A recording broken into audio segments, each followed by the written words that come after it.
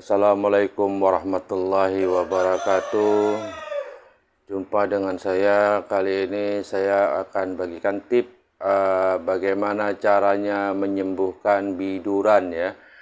Biduran biasanya disebabkan sesuatu hal, bisa alergi udara, alergi air atau sebagainya ya. Caranya cukup mudah. Jika kita biduran, baik itu biduran gatal, biduran bentol-bentol ya, sampai bentol-bentol sekujur badan kita karena biduran. Cuman kalau kita lagi biduran, usahakan jangan sampai digaruk ya. Kalau kita menggaruk atau menggaruk di tempat yang terkena bidur, maka jika kita pindah di mana kita meletakkan jari tangan yang telah kita lakukan penggarukan tadi, maka dia juga akan ikut gatal dan ikut bentol-bentol ya. Caranya cukup mudah, tapi sebelumnya saya mohon bantuannya buat yang belum subscribe, tolong tekan tombol subscribe dan aktifkan tombol lonceng yang ada di bawah video ini.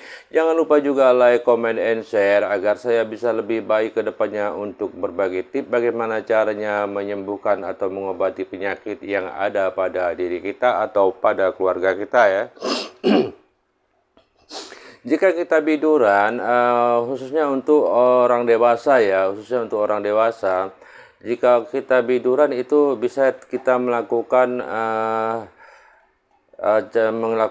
penggilingan batu merah ya, atau batu bata ya. Batu bata itu bisa kita ambil dan kita giling sampai halus, kemudian bisa kita buat bedak ya, bedakan di sekujur badan yang terkena biduran ya. Ini cara cukup alami dan ini cara sangat kuno ya, tapi banyak di sebagian keluarga saya menggunakan cara ini ya, dan saya sendiri juga, tapi maaf saya belum pernah biduran ya, tapi keluarga saya itu melakukan pengobatan biduran hanya dengan melakukan batu bata merah ya. Batu bata merah itu digiling sampai halus, sampai seperti bedak, kemudian kita bedakkan di tempat yang sakit atau tempat yang biduran ya. Dan dengan catatan setelah kita melakukan pembedakan dengan media batu merah yang telah digiling, itu jangan digaruk ya, hindari untuk menggaruk yang kesekian kalinya ya. Walaupun kita masih merasakan gatal, mungkin masih ada gatal-gatal sedikit, tapi itu usahakan jangan digaruk ya agar cepat sembuh. Karena semakin kita kencang menggaruk, maka semakin akan terasa gatal ya. Dan untuk anak-anak itu caranya cukup mudah. Jika kita mempunyai anak kita terkena biduran, itu jangan menggunakan batu bata merah ya, itu tidak bagus ya. Tapi ya boleh, tapi kurang bagus ya. Kalau untuk anak-anak itu lebih baik jika anak kita biduran, gatal-gatal. Cara pertama yang harus kita beritahu ke anak kita adalah jangan menggaruk ya, jangan menggaruk lagi ya. Kemudian cara pengobatannya kita cukup menggunakan media bedak ya, bedak apapun boleh, khususnya bedak balita, bedak bayi lah terutama ya, bedak ya. Itu kita lakukan penyapuan bedak ke sekujur badan yang terkena biduran ya. Disapu sampai merata, baik yang kena ataupun yang tidak kena biduran. Ini khususnya untuk anak ya. Dilakukan sampai merata cara menyapukan bedak tersebut. Dan sama seperti orang dewasa tadi yang sudah saya sampaikan, hindari anak tadi untuk menggaruk tempat yang gatal ya. Dilarang dia untuk menggaruk ulang ya. Dan ini bisa dilakukan di saat kita terkena biduran ya. Biasanya biduran itu mau berulang kalau kita melakukan hal yang sama ya. Kalau untuk anak biasanya biduran itu penyebabnya adalah keringat ya. Keringat itu bisa menyebabkan biduran, keringat disertai debu ya. Itu bisa mengakibatkan biduran untuk anak ya. Dan kalau untuk balita itu caranya sama seperti anak tadi ya. Untuk balita itu jika balita badannya bentol-bentol atau biduran, kita bisa menggunakan media bedak ya.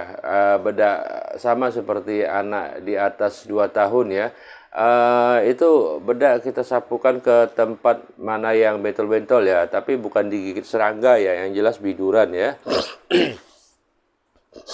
Dan kita sapukan merata ke sekujur badan tanpa harus ada yang tersisa ya, baik di punggung, di seluruh badan lah, yang pastinya di seluruh badan. Untuk balita itu harus disapukan semua. Semakin banyak menyapukan bedak ke badan, balita itu lebih bagus ya, lebih bagus karena semakin banyak kita menyapukan bedak untuk biduran baik balita ataupun anak-anak itu lebih cepat proses penyembuhannya ya. Mungkin hanya 1 kali usap akan sembuh ya, tidak perlu berulang ya. Dan kembali kepada dewasa, jika biduran hindarilah air ya, hindari air kalau untuk orang dewasa. Jadi di saat kita biduran itu jangan terkena air lagi ya, sebab kalau terkena air lagi, sementara bidur kita belum sembuh itu maka akan kembali lagi ya. Hindari terkena air di saat bidurannya belum sembuh ya.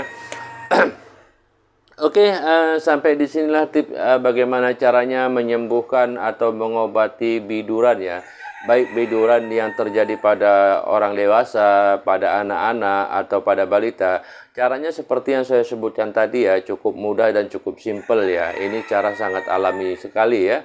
Ini dari orang tua saya juga melakukan jika biduran seperti inilah yang dilakukan yang barusan saya katakan tadi ya.